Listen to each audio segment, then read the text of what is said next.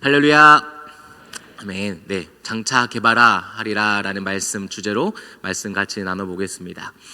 사람이 변할까요? 변하지 않을까요? 네, 변하지 않는 것 같기도 합니다. 네, 저를 보면 제 자신을 보고 배우자를 보고 자녀들을 봐도 별로 변하지 않는 것 같기 때문입니다. 예를 들어서 치약을 짜는데 중간부터 짭니다. 아무리 끝에서부터 짜라고 해도 계속해서 중간부터 짭니다. 네, 사람이 잘 변하지 않는 것 같습니다. 쉽게 변하지 않고 불가능해 보이기도 하는 것 같습니다. 근데 사람이 변하기도 합니다. 사람이 언제 변할까요? 네, 사람이 만남과 관계를 통해서 변해갑니다. 우리는 예수님을 만나고 그 예수님과 관계를 맺어가면서 변하는 겁니다. 예수님께서는 우리를 이미 변화시키셨습니다. 죄인이지만 믿음을 통해서 의롭다라고 말씀하십니다. 그래서 우리는 죄인인 동시에 의인입니다. 그뿐만 아니라 우리를 근본적으로 변화시켜 주셨는데 하나님의 자녀로 우리를 바꿔 주셨습니다. 그래서 우리는 변화도 중요하지만 변화보다 더 중요한 것은 예수님과의 만남과 관계임을 알아야 합니다. 예수님을 만나고 관계를 맺을 때에 변화의 계기가 발생하기 때문입니다. 그래서 우리가 오늘 생각해 볼 것은 예수님과 만남과 그리고 관계에 대해서 함께 생각해 보려고 합니다. 사람이 갑자기 변하면 죽는다라는 말이 있는데요. 어떤 의미일까요? 갑자기 변하면 안 된다라는 것을 말하는 걸까요? 믿음의 사람들, 성경의 사람들을 보면 갑자기 변하는 모습들을 갑자기 변한 것처럼 보일 때가 있습니다. 바울이 다메섹 독상에서 특별한 은혜로 주님을 만납니다. 그리고 그 특별한 은혜 때문에 주님을 믿는 사람들을 잡으러 다녔다면 그 만남 이후에는 이제는 그 주님을 전파하기 위해서 다닙니다. 이렇게 바울이 특별한 것처럼 변해 보이지만 이 바울은 어떻게 고백을 하냐면 바울도 계속해서 변해가고 있었다라는 겁니다. 그의 내면이 주님을 향해서 계속해서 변해가고 있었다라는 거죠. 왜냐하면 내가 죄인 중에 괴수다라고 고백하고 있기 때문입니다. 우리 디모데전서 1장 15절 말씀 함께 읽어보겠습니다. 시작.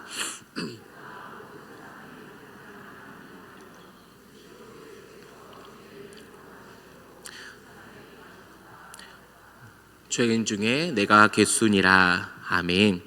사람은 갑자기 변하는 게 아니라 매일매일 변해가는 겁니다. 매일 주님을 만나고 그 주님과 관계를 맺어서 변해가는 과정이라는 말입니다. 어디까지요? 예수님의 장성한 분량까지 우리는 변해가는 겁니다.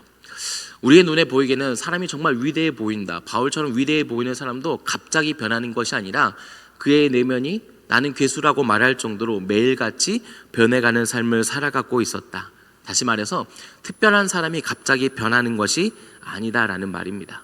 우리는 죽을 때까지 변해가는 삶을 살아가고 있습니다. 주님을 향해서 말입니다. 그다음에 우리가 죽었을 때, 죽음을 다다랐을 때 우리가 예수님의 모습까지 다다를 수 있을까요? 그것은 잘 모르겠습니다. 어쩌면 불가능해 보일지도 모르지만 분명한 건 예수님을 만나고 관계를 맺음을 통해서 우리는 매일매일 변화되는 삶을 살아가고 있다라는 말입니다. 그러니까 우리가 기억해야 될 것은 좌절하거나 낭망하지 않는 삶을 살아가는 겁니다. 성경의 인물들과 비교하지 않는 삶을 살아가는 겁니다. 우리는 오직 주님만 바라보면 되는 겁니다. 주님을 바라보고 주님과 만남을 갖고 관계를 맺으면서 집중하면서 살아가면 주님께서 우리를 알맞게 변화시키고 인도하실 줄 믿습니다. 주님은 우리에게 너 바울처럼 되라라고 말씀하지 않으십니다. 각자 알맞는 모습대로 인도하실 줄 믿습니다. 그러기에 우리는 예수님만 바라보고 좌절하거나 악망하거나 비교하는 것이 아니라 소망을 품고 살아가면 된다라는 말입니다. 오늘 우리의 하루가 그런 하루가 될 수 있기를 소망합니다. 주님을 만나고 주님과 관계 맺어서 하루하루 빚어가는 삶이 되어야 된다라는 말입니다. 오늘 본문의 말씀 35절 함께 읽어보겠습니다. 35절입니다. 시작. 또 이튿날 요한이 자기 제자 중 두 사람과 함께 섰다가. 아멘. 이튿날은 next day, 다음 날을 의미합니다. 오늘 본문 2절에도 29절에도 이튿날을 계속해서 말을 하고 있고, 그리고 요한복음 1장 1절을 보시면 태초에라고 말씀하고 있습니다. 이러한 단어들을 통해서 우리가 무엇을 생각해 볼 수 있냐면 창세기의 창조 기사를 떠올릴 수 있습니다. 하나님께서 천지를 하루하루 창조하셨듯이, 하루하루를 충실히 창조하셨듯이 요한복음 1장은 요한은 그 성령의 감동으로 그 창조 기사를 생각하면서 기록하고 있다라는 말입니다. 그러니까 여기서 말하는 이튿날은 하루하루를 충실하게 만드셨던 그 하나님을 기억하면서 다음 날을 충실히, 하루하루를 충실히 살아감을 의미하고 있다라는 것이죠. 그렇다면 하루하루를 충실히 살아간다라는 것은 어떤 걸 의미하는 걸까요? 그것은 예수님을 만나고 예수님과 관계를 맺는 삶을 의미하는 겁니다. 예수님을 만나서 빚어져 가는 삶을 말을 합니다. 예수님에게까지 자라나고 그리고 변해가고 바뀌어가는 것이 하루하루를 충실히 살아가는 삶입니다. 내일을 염려하면서 걱정하는 삶이 아니라 오늘 우리에게 생명을 주시고 살아계신 주님을 만나서 그 주님께서 내가 원하는 모습대로 빚어가는 것을 경험하고 느끼는 것이 하루를 충실히 살아간다라는 의미입니다. 그렇다면 여러분은 오늘 하루를 충실히 살아가고 계십니까? 아니면 내일을 걱정하면서 염려하며 살아가고 계십니까? 아니면 내 속에서 살아서 역사하시며 오늘도 새 창조를 이루어 가시는 그 주님을 만나며 경험하고 계십니까? 오늘 저와 여러분이 하루를 충실히 살아갈 수 있기를 바랍니다. 다시 말해보면 오늘도 살아계신 주님을 만나고 교제하고 관계를 맺으면서 나를 빚어가시는 주님을 경험하는 겁니다. 그것은 일상을 통해서 경험하는 겁니다. 밥을 먹을 때에도, 설거지를 할 때에도, 빨래를 하고 청소를 하고 사람을 만나고 여행을 가는 모든 평범한 일상 속에서 주님을 만나고 주님을 인정하고 주님과 깊은 관계를 맺음을 통해서 주님께서 일상을 통해 나를 빚어가시는구나 라는 것을 깨닫게 하는 겁니다. 깨닫는 겁니다. 우리는 특별함을 원하는 동시에 특별함을 원하지도 않기도 합니다. 본문에 등장하는 안드레는 전승에 따르면 X자 십자가 처형을 당했다라고 말을 합니다. 그러니까 예수님께서는 십자가 처형을 당했는데 안드레는 X자 십자가 처형이 아니라 X자형으로 된 십자가 처형을 당했다라는 것이죠. 우리 이처럼 안드레처럼 특별함을 원하기도 하지만 동시에 특별함을 원하지 않기도 합니다. 그렇다면 우리에게 있어서 특별함은 어떤 것이 될 수 있을까요? 특별함은 하루하루를 충실히 살아가는 것이다 라고 말할 수 있을 겁니다. 밥 먹을 때도 주님을 만나는 겁니다. 빨래를 개을 때도 주님과 관계를 맺는 겁니다. 주님을 인정하고 주님의 안에서 의미를 찾아갈 때 주님께서 일상 속에서 나를 만들어 가시는구나, 빚어 가시는구나, 그 관계 속에서 나를 통해 역사하시고 새 창조를 만들어 가는 거구나 라는 것을 알게 하신다라는 겁니다. 그렇다면 일상 속에서 주님을 인정하고 관계를 맺는 모습은 어떻게 나타날 수 있을까요?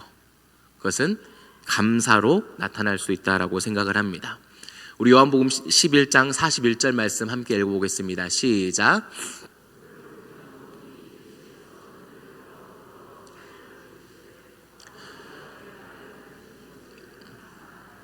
아멘. 예수님께서 나사로야 나오라, 죽은 나사로를 향해 나오라 라고 부르기 전에 하나님을 향해 내 말을 들으신 것을 감사합니다 라고 고백하고 있는 겁니다. 기적이 일어나기 전에, 어떤 특별한 사건이 일어나기도 전에 하나님과 매일 만나고 있었고 관계 맺고 있어서 내 말을 들어주신 하나님 앞에서 감사하는 삶을, 일상을 살아가고 계셨다라는 것을 오늘 방금 말씀은 이야기하고 있는 겁니다. 기적이 일어나기 전에 하나님께 감사하고 있었고 그 감사를 통해서 날마다 충실한 하루하루를 살아가는 것이 예수님의 모습이었습니다. 하루하루를 충실히 살아낸다라는 것은 날마다 나를 빚어가시며 자라게 하시며 변하게 하시는 그 하나님께 감사한다라는 의미입니다. 여러분은 밥 먹을 때 감사하면서 밥을 드십니까? 청소를 하며 빨래를 하며 쓰레기를 비우면서 일상 속에서 감사를 하면서 살아가고 계십니까? 아니면 감사를 잃어버려서 나를 빚으신 그 주님과 관계를 잃어버리며 살아가고 계십니까? 저는 아직 꼬맹이, 아주 어린 아이들이라고 할지라도 식구가 5명이 되니까 집안이 매우 난장판입니다. 치워도 끝이 없습니다. 그런 집안일을 보면서, 끝이 없는 집안일을 보면서 감사하는 게 참 쉽지 않다라는 것을 생각합니다. 그런데 생각을 해보면 끝이 없는 집안일과 감사를 잃어버리는 것은 비례 관계가 아닙니다. 끝이 없는 집안일을 보면서 감사하지 못하는 게 당연한 게 아니다라는 말입니다. 힘들어도 감사를 잃어버리지 않을 수 있습니다. 어떻게요? 하나님의 사랑과 은혜를 기억하며 간직하면 그럴 수 있습니다. 종교개혁자 마틴 루터는 이렇게 말을 합니다. 제가 천천히 읽어드립니다. 감사하는 마음은 하나님을 향한 사랑을 간직하고 따라서 그 마음이 하나님께 계속 붙어 있어 밝아진다. 빛에 충만해서 오직 살아계신 하나님을 섬긴다 라고 말을 합니다. 다시 한번 읽어드립니다. 감사하는 마음은 하나님을 향한 사랑을 간직하고 따라서 그 마음이 하나님께 계속 붙어 있어 밝아진다. 빛에 충만해서 오직 살아계신 하나님을 섬긴다 라고 말을 합니다. 우리가 감사하는 삶을 살아간다면 그 하나님의 사랑을 간직하며 기억할 수 있다라는 말입니다. 그 감사하는 마음 때문에 우리의 마음이 하나님께 붙어 있을 수 있다라는 거죠. 집안일이 끝이 없고 몸이 아프고 상황이 어렵고 힘든 고난 속에 있다고 할지라도 감사를 잃어버리지 않는다면 우리 마음이 하나님께 붙어 있기 때문에 빛에 충만할 수 있다. 다시 말하면 나를 빚어가시고 자라나게 하시고 변해가시는 하나님을 경험하고 느낄 수 있다라는 말입니다. 여러분, 여러분이 오늘 하루하루를 충실히 살아갈 수 있기를 바랍니다. 하루하루를 충실히 살아간다라는 말은 예수님을 만나고 관계를 맺는 겁니다. 다시 말해서 그 예수님께 감사하면서 살아가는 겁니다. 그 감사를 통해서 하나님께 붙어 있어서 나를 변화시키고 자라나게 하시고 그리고 매일같이 빚어가시는 그 주님을 경험하는 복된 인생이 될 수 있기를 축복합니다. 예수님과의 만남과 관계의 시작은 우리가 아니라 예수님으로부터 시작을 합니다. 오늘 본문 36절의 말씀 함께 읽어보겠습니다. 36절입니다. 시작.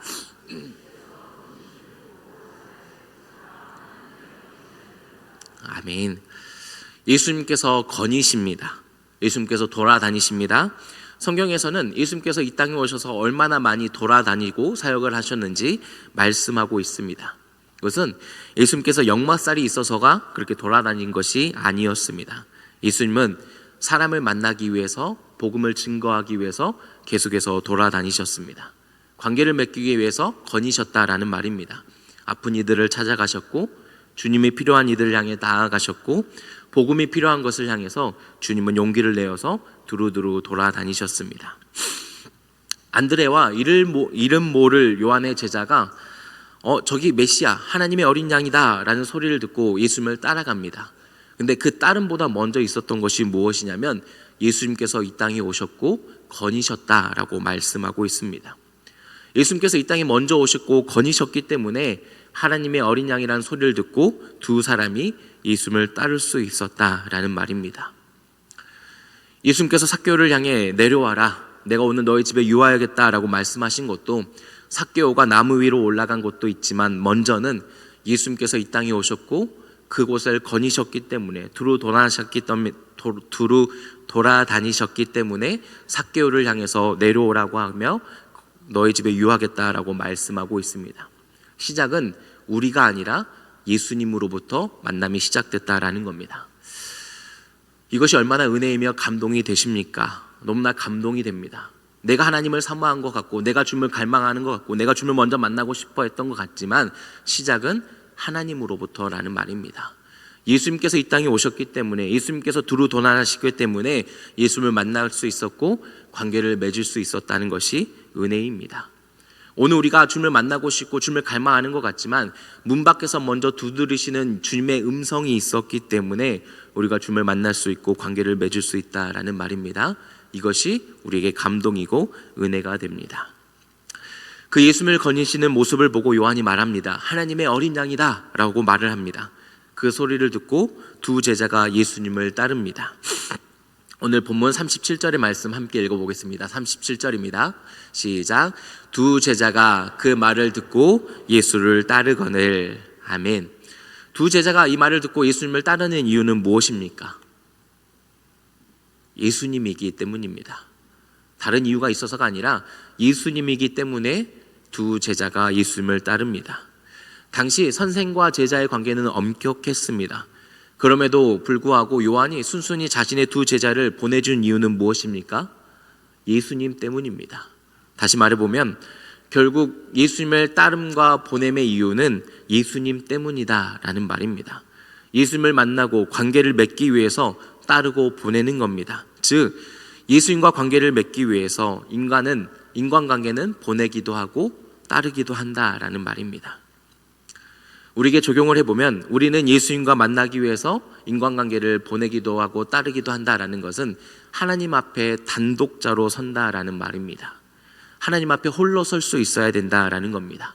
신앙은 하나님과 나와의 관계입니다. 사람이 개입할 수 있는 것이 아닙니다.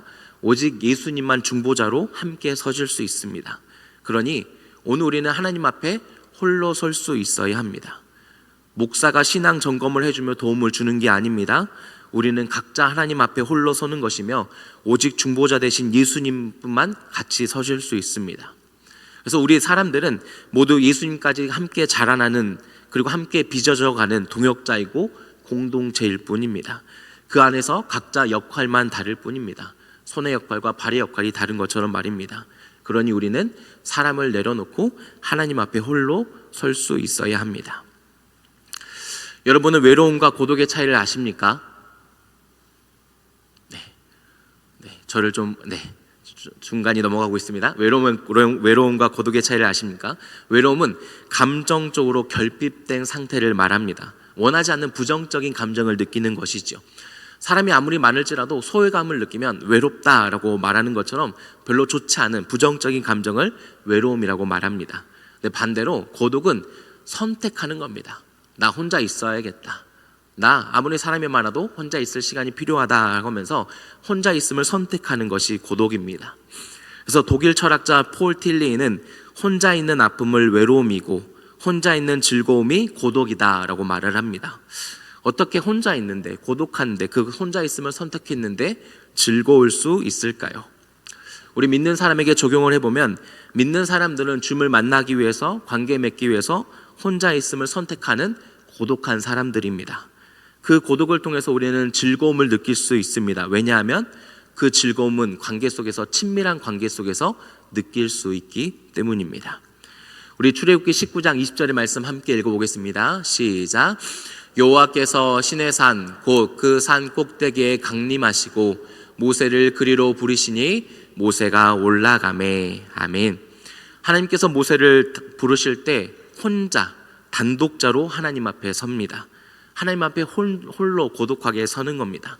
사람이 끼어서도 안 됩니다. 상황이 끼어서도 안 됩니다. 오직 중보자 되시는 예수님 외에는 어느 것도 가능하지 않고 혼자 하나님 앞에 서는 겁니다. 우리가 고독한 가운데 주님과 만나고 관계를 맺는 겁니다. 그 고독한 가운데에서 그 친밀한 관계를 통해서 즐거움을 느낄 수 있다라는 말입니다. 그 다음에 우리가 여기서 질문을 던질 것은 왜 고독하게 주님을 만나야 될까요? 왜 홀로 서서 주님과 만나고 교제하며 관계를 맺어야 하는 걸까요? 오늘 본문 38절의 말씀 함께 읽어보겠습니다. 38절입니다. 시작.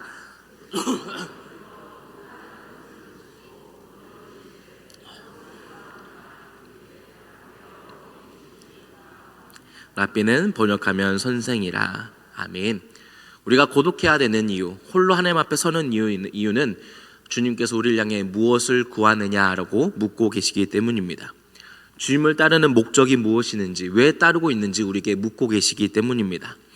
이를 불투만 신학자는 이 질문은 예수님께 나오는 자가 던져야 될 첫 번째 질문이요, 예수님께 나오는 자가 해야 될 첫 번째 대답이다 라고 말을 합니다. 그러니까 우리가 예수님을 따르는 목적이 진짜 무엇인지, 왜 따르고 있는지 그것에 대한 질문을 던지고 대답해야 된다라는 겁니다. 그 다음에 여러분은 예수님을 왜 따르고 계십니까? 여러분은 예수님을 왜 믿고 계십니까? 예수님을 따르는 목적이 무엇입니까? 이 질문에 대답하기 위해서 우리는 홀로 있음을 선택해야 하는 겁니다. 고독한 가운데 주님을 만나야 되는 겁니다. 홀로 주님을 만나야 하는 겁니다. 왜냐하면 진실하기 위해서입니다. 피상적인 만남과 피상적이지 않는 만남의 차이는 진실함이라고 생각을 합니다. 아무리 몇 시간씩 이야기를 해도, 그리고 공통적인 이야기를 해도 진실함을 느끼지 못했다면 피상적이다라고 말할 수 있습니다.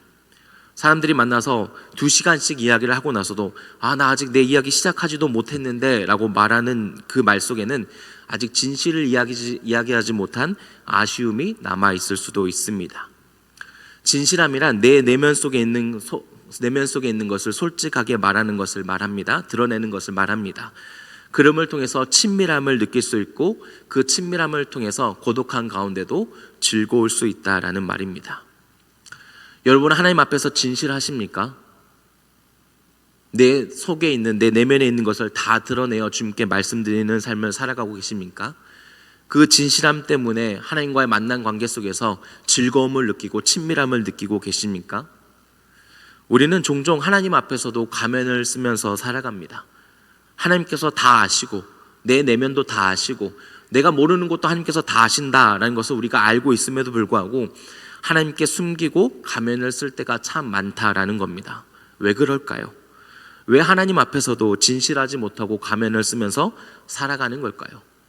생각을 해보면 용납과 수용을 경험하지 못했기 때문입니다.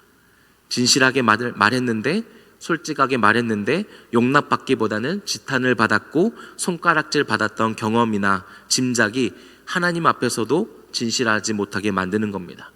하나님께서도 이거는 도저히 용납하지 못하실 거야, 이거는 하나님께서도 나를 수용하지 못하고 내치실 거야 라는 오해와 진작 때문에, 그 두려움 때문에 하나님 앞에서도 진실하지 못한다, 가면을 쓰고 있다라는 말입니다. 그러나 하나님은 우리의 모든 모습을 그대로 수용하실 줄 믿습니다. 하나님은 우리를 모두 모습대로 용납해 주십니다. 성경 분명히 말씀합니다. 세상 죄를 지고 가는 하나님의 어린 양이다 라고 말씀합니다. 하나님은 우리의 모든 추한 죄를 다 짊어지시고 십자가를 지셨습니다. 가늠한 여인을 향해서 죄 없는 자가 돌로 치라 라고 말씀하셨던 것처럼 그 여인을 용납하십니다. 십자가에 함께 못 박혔던 죄인을 향해 오늘 내가 나와 함께 낙원에 있으리라 라고 그 한 사람을 수용해 주십니다. 주님은 우리의 있는 모습 그대로를 받아주십니다. 수용과 용납을 경험할 때 진실할 수 있는 겁니다. 우리는 십자가 아래서만 가면을 쓰지 않고 주님 앞에서 민낯을 드러내고 보일 수 있는 겁니다. 그렇게 되면 피상적이지 않고 진실한 관계를 맺게 됩니다. 그 진실한 관계를 통해서 친밀함을 가지게 되고, 친밀함을 통해서 고독 속에서도 즐거움을 느끼고, 그럼을 통해서 나를 빚어가시는 주님을 경험하게 된다라는 말입니다. 그럼 우리가 여기서 질문을 한 가지 던져봐야 됩니다. 진실함이란 무엇일까요? 본문에서 찾아볼 수 있는 진실함은 어떤 걸까요? 두 제자가 예수님을 따릅니다. 하나님의 어린 양이라는 소리를 듣고 바로 예수님을 따릅니다. 근데 그 따름 속에는 순도 100%의 따름이었을까요? 정말 하나님께서, 예수님께서 보시기에 정말 100% 깨끗하다, 좋다라고 말할 수 있는 따름이었을까요?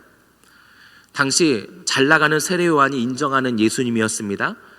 잘 나가는 세례요한이 봤을 때 인정했기 때문에 미래가 보장되고 안정적이 됐다라는 생각을 할 수도 있습니다. 그리고 따라가면 한 자리 차지할 수 있겠다. 경쟁자가 별로 없는, 이제 막 떠오르는 신성 같은 예수님을 보면서 경쟁자가 없으니까 내가 빨리 가서 자리를 잡으면 높은 자리까지 빨리 올라갈 수 있겠다라는 계산과 마음이 들었을지 모릅니다. 제가 마음이 약해서 저만 그럴지 모르지만 순도 100%는 아니었을 수도 있다라는 말이죠. 불순물이 섞인 그 마음을 주님은 아시지만 주님은 그들을 향해 무엇을 구하느냐라고 묻고 계시는 겁니다. 이 물음은 비판과 정죄가 아니라 소망의 물음이라고 생각을 합니다. 왜냐하면 이 구하느냐라는 단어 속에, 단어를 찾아보면 이 단어의 뜻은 구하다, 찾다, 바라다 라는 의미를 가지고 있습니다. 이 의미를 봤을 때 바로 생각나는 성경 구절이 마태복음 7장 7절의 말씀이었습니다. 구찾듯, 구하고 찾고 두드려라 라는 말씀이었습니다. 이 말씀을 통해서 우리에게 하시는 것은 무엇입니까? 하나님의 영을, 성령을 너에게 주시지 않겠느냐라고 우리에게 말씀합니다. 결국 우리의 목적이 무엇이어야 되냐면 하나님의 영을 구해야 된다라고 알려주시는 겁니다. 비록 불순물이 섞이는 따름이라고 할지라도 예수님을 만나고 진실한 관계를 맺어감을 통해서 순도가 짙어지는, 하나님의 뜻을 구하며 하나님의 영, 성령을 구하는 목적으로 빚어가게 하신다라고 우리에게 말씀하고 있는 겁니다. 우리가 알아야 되는 진실은 이것입니다. 불순물이 섞인 따름이라고 할지라도 주님은 그것을 아시고 용납해 주신다라는 겁니다. 그리고 나서 비판과 정죄가 아니라 소망을 제시해 주십니다. 성령을 구하는 삶으로 빚어져 가라. 주님을 만나고 진실한 관계를 통해서 그의 나라, 그의 의를 구하는 삶으로 자라나며 변해가라 라고 말씀하고 있는 겁니다. 여러분, 십자가에서 우리의 모든 것을 용납해 주심을 믿습니다. 그럼을 통해서 우리는 십자가 안에서 진실하게 주님을 만나고 진실함으로 친밀한 관계를 맺을 수 있습니다. 그 진실함 속에서 우리에게 말씀하십니다. 성령을 구하는 삶으로 빚어져 가라. 그의 나라와 그를 구하는 삶으로 자라나며 변해가라 라고 우리에게 비전을 제시해 주십니다. 오늘 우리가 진실한 관계 속에서 성령을 구하는 삶으로 빚어져 갈 수 있기를 주님의 이름으로 축복합니다. 그렇다면 우리는 어떻게 진실하게 살아갈 수 있을까요? 두 제자가 이렇게 말을 합니다. 랍비여 어디 계십니까? 계시오니까? 라고 질문을 합니다. 처음에 봤을 땐 동문서답 같았습니다. 무엇을 구하니? 주님 어디 계십니까? 라는 이 대답이 동문서답 같았지만 생각을 해보면 주님이 어디 계시는지 알고 싶습니다 라는 의미입니다. 다시 말해서 예수님께서 계시는 곳에 함께 머물고 싶습니다. 예수님 계시는 곳에 저도 있고 싶습니다. 예수님 안에 거하고 싶습니다. 즉 예수님을 만나고 진실한 관계를 맺고 싶다라는 고백인 것입니다. 오늘 우리 매일매일의 고백이, 진실한 고백이 주님 어디 계십니까? 이기를 바랍니다. 다시 말해보면 주님 어디 계십니까? 주님과 진실한 관계를 맺고 싶습니다. 주님 안에 머물고 싶습니다. 주님과 함께 있고 싶습니다 라는 것이 우리의 진실한 고백이 되어야 된다라는 말입니다. 저는 전도사 때 중고등부 사역을 주로 하고 섬겼는데요. 신방 정례를 할 때 가장 먼저 친구들한테 하는 이야기가 어디야 였습니다. 어디야? PC방인데요. 어디 PC방? 같이 한판 하자. 어디야? 운동장인데요. 축구해 농구해? 말해봐. 준비해서 갈게. 어디야? 말해주기 싫은데요. 말해줘. 같이 있고 싶어.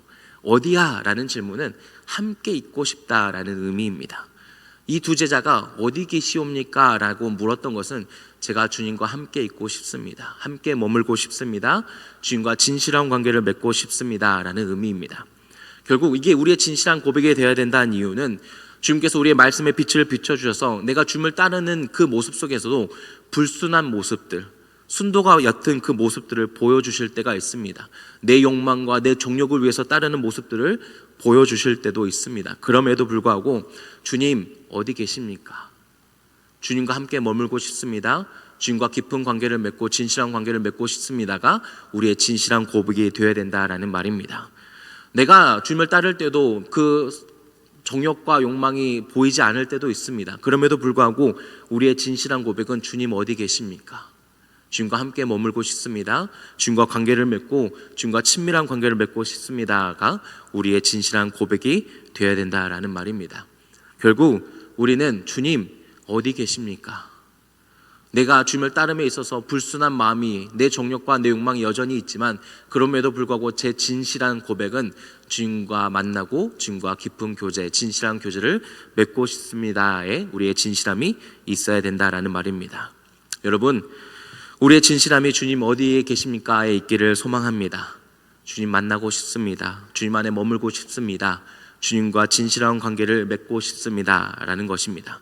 비록 우리의 주님을 따름이 순도 100%의 따름이 아니다고 할지라도 그 주님을 만나고 싶다는 그 진실한 가운데서 나를 용납하시고 빚어가시는 주님과 깊은 만남이 있는 하루 될 수 있기를 주님의 이름으로 소망합니다. 우리가 주님 어디 계십니까 묻는다면 주님께서 이렇게 말씀하십니다. 와서 보라 라고 말씀하십니다. 오늘 39절의 말씀 함께 읽겠습니다. 시작.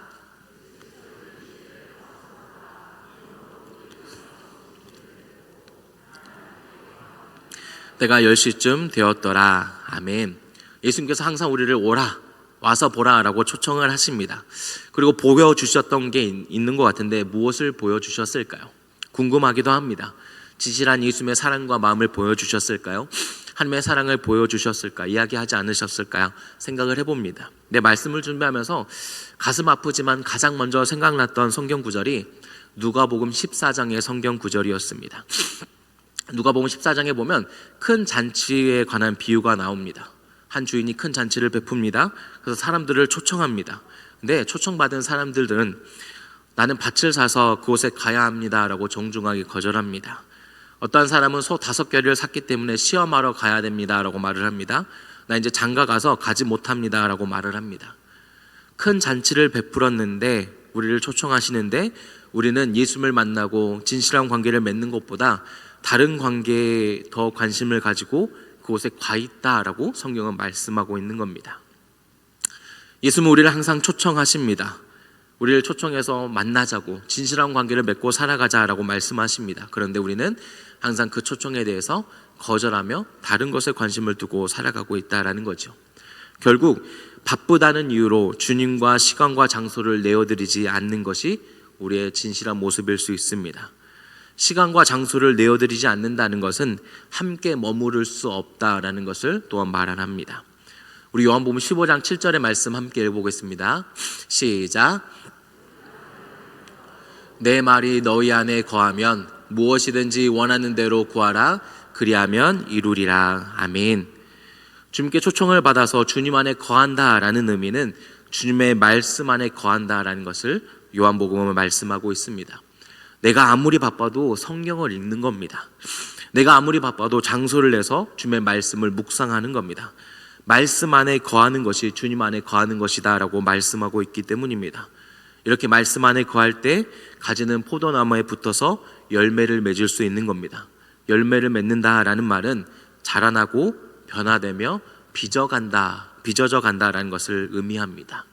여러분, 주님은 우리를 말씀으로 초청하십니다. 말씀을 통해서 함께 거하고 싶어 하십니다. 그 말씀을 통해서 진실한 관계를 맺어 가시기를 원하십니다. 그러기에 오늘 저와 여러분이 시간과 장소를 내서 주님의 말씀을 매일매일 묵상할 수 있기를 바랍니다. 그 말씀을 묵상함을 통해서 주님 안에 거하고 열매를 맺어서 날마다 빚어져 가고 변해져 가고 주님 예수님까지 자라가는 복된 삶이 될 수 있기를 축복합니다. 우리 마지막으로 요한복음 1장 41절의 말씀 함께 읽겠습니다. 시작. 그가 먼저 자기의 형제 시몬을 찾아 말하되 우리가 메시아를 만났다 하고, 메시아는 번역하면 그리스도라. 아멘. 결국 변화의 출발점은 메시아를 만나고 관계를 맺는 겁니다. 진실한 관계 속에서 변화가 나타나게 된다라는 겁니다. 다시 말해서 메시아를 만난다면 나를 변화시키는 주님을 메시아를 증언하면 삶을 살아간다라는 것은 나를 변화시킨 그 주님께서 내 동생도 내 형제도 내 부모도 내 자녀도 주님께서 변화시키고 자라나게 하시고 빚어져 간다라는 것을 말하는 것입니다. 결국 중요한 것은 주님을 만나고 주님과 관계를 맺는 것이 변화의 출발점이다라는 겁니다. 그럼을 통해서 하나님의 사람으로 우리를 빚어져 가십니다. 말씀을 정리합니다. 오늘 말씀의 주제는 장차 개발하리라 라는 주제였습니다. 시몬을 향해서 장차 개발하 베드로라 라고 말씀을 합니다. 주님께서 이 베드로를 빚어 가시고 변화시켜 가시고 자라나게 하시는 그 소망을 말씀하는 겁니다. 베드로는 불같은 성정을 보이기도 합니다. 3번이나 주님을 부인하기도 합니다. 그러나 부활하신 주님을 진실하게 만나서 사랑의 고백을 합니다. 그럼에도 불구하고 그 베드로는 나중에 이방인과 식사를 하다가 유대인이 왔을 때 자리에 일어납니다. 그 모습을 보고 바울이 베드로를 꾸짖기도 합니다. 매일매일 연약하고 부족하고 넘어질 수 있는 모습입니다. 그런데 그 주님과 만남을 통해서 매일매일 변화되고 자라나고 빚어져 가는 삶을 살아가는 겁니다. 우리는 예수님을 통해서 매일매일 빚어져 가고 변화되고 자라나는 삶을 살아가게 하실 줄 믿습니다. 여러분, 우리는 매일매일 변화되는 겁니다. 특별한 사람이 한 번에 변화돼서 180도 변화되는 것이 아니라 주님을 믿는 사람들은 주님을 만나고 진실한 관계를 맺어서 오늘도 변화되고 자라나고 빚어져 가는 삶을 살아갈 줄 믿습니다. 주님 앞에서 진실할 수 있기를 바랍니다. 십자가로 우리를 다 수용하고 용납하셨습니다. 그 십자가 안에서 진실한 관계를 맺어서 주님께서 나를 진실하게 사랑하고 계시구나, 나를 빚어 가시는구나, 나를 만들어 가시는구나를 깨닫고 오늘도 빚어져 가고 열매를 맺는 복된 인생이 될 수 있기를 주님의 이름으로 축복합니다. 기도하시겠습니다. 사랑의 하나님, 오늘도 주일날 주님 앞에 나오게 하시고 말씀하여 주심에 감사합니다. 하나님, 오늘도 하루하루를 성실하게 살아가기를 원합니다. 살아계신 주님을 만나고 관계를 맺기 원합니다. 진실한 관계를 맺음을 통해서 주님 안에서 빚어져가며 변해가며 자라가는 저희들 될 수 있도록 인도하여 주시옵소서. 하나님, 날마다 주님 앞에 자라나기를 원합니다. 날마다 주님 앞에 변화되기를 원합니다. 날마다 주님께서 빚어가시는 모습을 통해서 사랑하며 살아갈 수 있는 저희들 될 수 있도록 주님께서 인도하시고 역사하여 주시옵소서. 예수님의 이름으로 기도합니다. 아멘.